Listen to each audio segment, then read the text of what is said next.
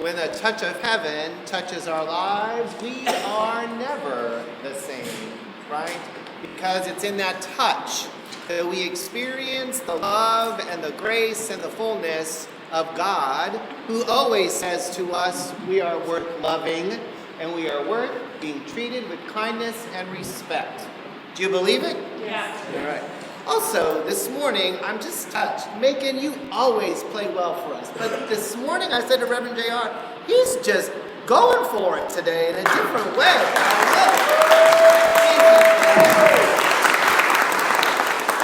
As somebody who's played for many church services, can I tell you how excited... The microphone came off. Kevin, I need you to come down here and do whatever you need to do to this thing. Or somebody. I am so grateful to not sit behind a piano bench these days, but will do so when needed. Thank you so much. Give David a hand. I love it. We also this morning want to thank our veterans. If you served in the military in any way, would you please stand this morning so we can thank you for your service?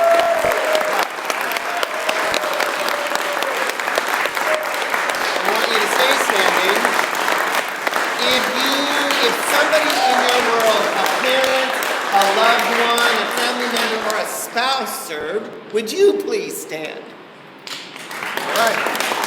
We want to thank you as well. All right. We celebrated Veterans Day in many, many ways, and I think that sometimes it's easy to forget the things that our military people do to help us because we don't often see them being active, right? But we thank you for your service, for making our country a safe place for all people. Sometimes when I read the Bible, I read it and go, well, now what is that all about? Right? Or what in the world is going on in that text? And I know that many of you have experienced the same thing because we've talked about that. I'll remind you, one of the things that I thought was absolutely over the top about this congregation when I came from that candidating weekend was that Sarah Fleming said to me, we love Sunday school around here, and we're studying a book. And that book is called, How Little Do You Have to Believe and Still Be Christian? And then she said, and Pastor, if we call you to be our pastor, how will you feel about that? And I said, I think that's wonderful. And Sarah, I know she was caught off guard because she sat and was quiet for about 30 seconds. I love that. Because in that exchange, what I wanted Sarah to know is that whatever has to happen for people to talk about God, I am all for that, right? And Sunday school goes for it in a way that I have never seen before. I often hear about disagreements that people have and challenges that they have, and I pray for Carol because she says oftentimes she'll just say one sentence and people are going for it, right? How amazing is that? Because in those exchanges, we interact with God, right? Because it's God as we understand God. And so when I look at some of these Bible texts, I'm like, wow, I know this is a parable. This is not meant to be exactly the end-all to the end-all of anything, but there is something for us to be learned in these parables. So let's put this parable from this morning into a little bit of context. Imagine Matthew's community had been waiting for the return of the Messiah, right? Of the God who would change things, the Jesus who would come and bring the holy in all things that they do. And they had waited, by the time this lesson had been written, at least 50 years. It's significant when you think of Bible days, life expectancy was 30 to 40 years old, right? So a whole generation of people had died by the time Matthew had written this text, right? This text, 5 foolish attendants, 5 wise attendants, right? When you think about it, even though we don't go around taking oil for our lanterns to be able to see our way, some of us put oil in our furnaces, and I'm grateful that we do in the parish house so that I can stay warm during the week, right? But we don't do that anymore. So how in the world would this text be meaningful for us today? I'm so glad you asked. I'm going to share something. Right? This is what I believe. Jesus, the whole point of the text is that there are days when we are going to identify with the foolish attendants, and then there are days that we're going to identify with the wise attendants, right? Because we're just human, right? So the foolish attendants go to this bridal party, they're taking their lanterns, and they forgot, or they didn't think about, they didn't take oil. They didn't take all of the tools they were going to need in case something happened on the journey, right? The wise attendants take plenty of oil so that they can see things. I kind of like that. When I go someplace, ask Kurt, when I'm going on a trip, I take clothes for a month because you never know what's going to happen, right? I'm a planner when it comes to that. It may not be to the very last minute, but I'm a planner. I want to be prepared for things because I don't want to be embarrassed or left out. Can you relate? Mm-hmm. So these wise attendants take the oil. But did you notice that all of the attendants had something in common? They all did what? They all showed up, fell asleep. Because they were waiting for a long time for the bridal party to show up. Who knows what was happening? Maybe they got tired. There were no big fancy automobiles bringing people to the wedding feast. They probably had to walk. Maybe they got tired. Who knows? But people fell asleep. They did not wait very well. And then when the bridal party shows up, what happens? Those that were not prepared realize, oh my goodness, we can't see anything. So they simply asked for help. And what happened? Those people who were wise said, we can't give to you because there may not be enough for us. Ooh, now the pastor's going to have a few things to say about that. Right? How true is that? That oftentimes when we get what we work so hard to accumulate our stuff, that we protect that stuff, and we sometimes do not want our stuff to leave our side. That's okay. That's okay. Well, why is it that these wise people could not realize that it didn't matter how much stuff they got, there's always going to be enough? Because that's the kind of God that we have. So I would say to you that while those wise attendants brought enough oil, they didn't have enough relationship with God to know that there's always enough in God's world for what you need. Would you agree with me that sometimes we don't get everything we want, but we always get what we need, right? It is so funny. I wish you would all come to the lounge because those people that come to the lounge are very clear. Do not mess with the tater tots. Right? Do not mess with them. They just like tater tots, all of them, right? This past week, Robin O'Neill came to me. She goes, Pastor, the tater tots are gone. Do we have any more? I said, Robin, it's only 10 after 12. They're gone. They love tater tots. And the time before, they didn't care if we had beef stew. They were like, where are the hot dogs? I was like, well, did you want it? I thought you might want a different menu. And they're like, that's a nice thought, but don't mess with the menu. We just want hot dogs and tater tots and macaroni and cheese, right? And guess what? On Thursdays, that growing number of people, there is always enough. This past week, they were scraping the macaroni and cheese dish, but there was always enough to get what they needed. These poor people that didn't have enough oil, they go out to get the oil to make amends and be responsible, and then what happens? They get back to the wedding, and the bridegroom says, oh, I'm sorry, we can't let you in because we don't know you. We don't know you. How many times have you tried to correct a wrong or tried to be responsible, and when you go to make that amends or when you go to give back, people will not receive? Have you ever had that experience, church? Of course you have. Some of us have experienced that in our own homes, some in our own families, some in our community. And then we're told, keep alert, because you never know what's going to happen. And I think that's the key to this text.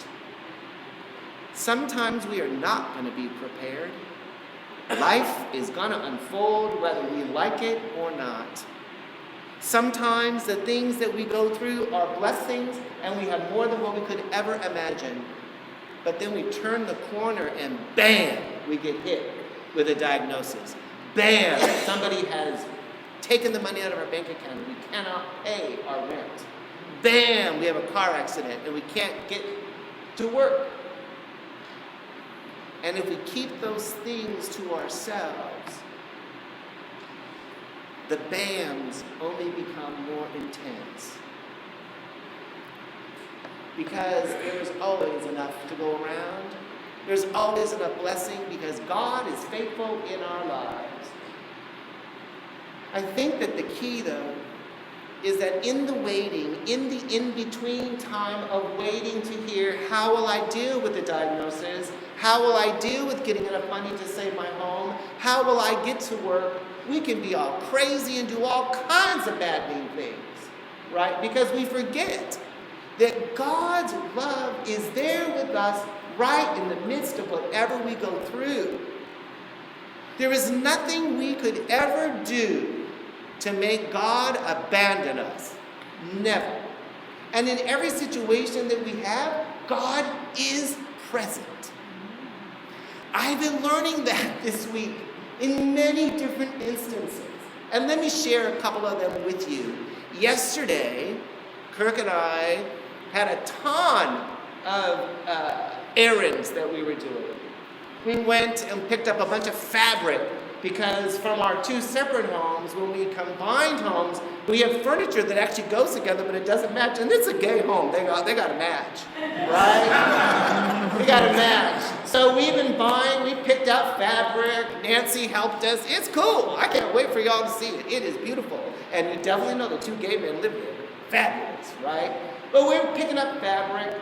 We're buying some supplies, we're doing all this stuff, and then we went to the Richmond SPCA because, in the Blandford Callaghan household, the pastor was like a dog. So we've been on this journey. We have done everything that we could do to prepare for this journey. We have talked to our vet. We asked our vet what we could do so that our cats at our home would still be comfortable. She gave us great information. She said, you have older cats, so you need to have a larger, older dog because cats do not like spastic activity, which I was like, I better watch my behavior at home, right? But the vet gave us great information, and we've been on this journey letting Ginger and Fred know that at some point our family is going to grow. Ginger, I don't think, is having it. I think maybe she called the SPCA yesterday and said, are you closed? Closed. So another way that we've been preparing is we had friends come visit us that live in Fort Lauderdale, and they said, we're going to bring our dogs. So Cooper and, I can't think of the other dog's name. So we had two dogs. What? Chelsea. Okay, so we had these two dogs in our house, right? It's a big test.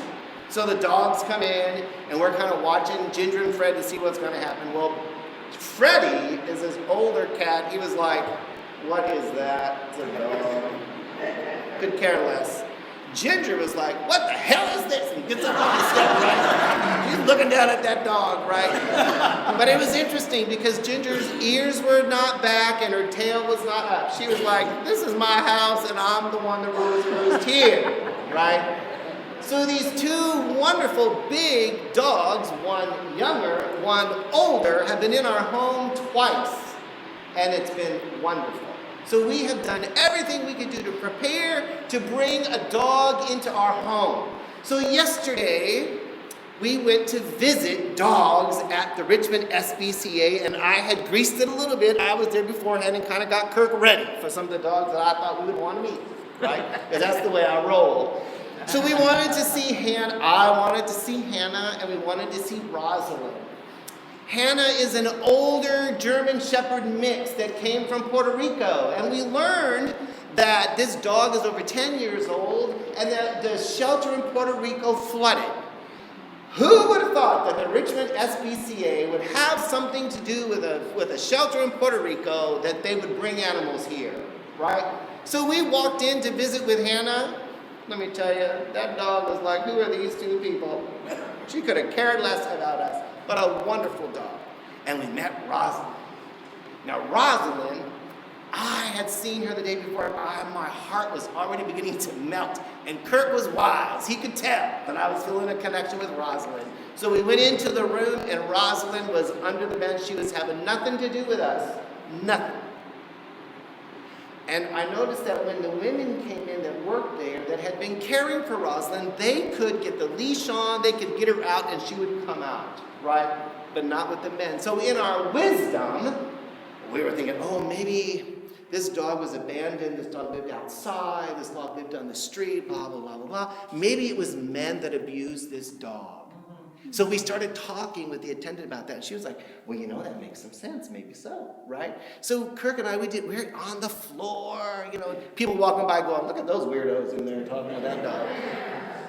All of a sudden, I don't know why, but I said to the attendant, can we take Rosalind outside for a walk? And the attendant was like, oh dear. Well, yes, of course. You gotta think about this. Rosalind was not having us.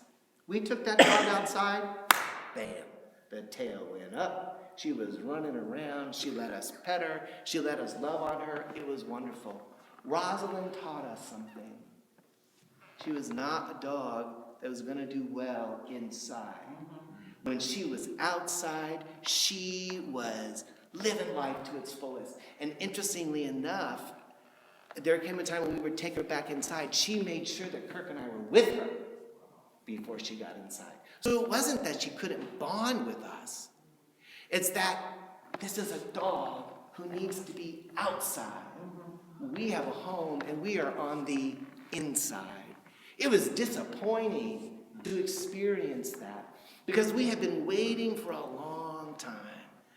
It would be also easy to give up, but we are not going to give up. We're waiting for that right fit. Right? Where Ginger and Fred can say, all right, we'll consider sharing our dads with you. Dog, right? But we learned from Rosalind yesterday. It was an amazing gift to realize that Rosalind told us what she needed. And what she needed was different from what we thought she needed. How many of us, in our wait for whatever it is, are willing to let people know what our need is? How many? How often do we not share because we're afraid? Or because we are afraid that when we share our truth, that people will reject or abandon us, or that we'll cry, or that we'll lose our cookies? Because it's how we wait that's so important. How we cope with those disappointments. That when we open up and let people in, it is the same in opening up and letting God in. It is the exact same way.